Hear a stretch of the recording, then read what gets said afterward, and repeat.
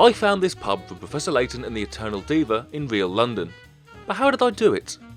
To start with, I realised that, given that the film and first few games were developed way before Google Street View, the artists and developers must have taken a trip to London in the mid-2000s, and as several locations in Westminster, Tower Hamlets and Greenwich appear in the series, the location was likely to be in one of these boroughs. This also meant that the pub was likely in close proximity to a tube station frequented by tourists, as it was quite unlikely the devs fancied a trip down to Croydon. The street in the image does include a street sign with a name, Wintry Street S1, though there is no such street in the city. The S1 is the postcode district, though the S district was removed entirely in 1868, with residents' addresses then merging with the nearby SE and SW districts. On the sign, however, there is some indication of a word before Wintry, but this is hard to make out. Additionally, the street also features a bus stop at stop X on an unknown route, and while there are several X bus stops in the city, none of them are in front of a pub that matches this design.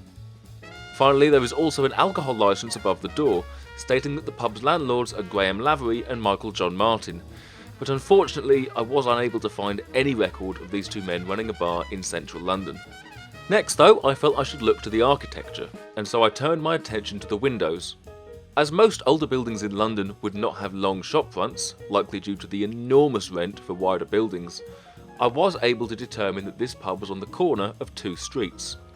With just this information and the design of the windows themselves, I was able to find a perfect match: the Cock Tavern on Great Portland Street. The flower shop here is an addition, and the bus stop is a replacement for this rather uninteresting lamppost, though it's great to see another real-world location make it into the series.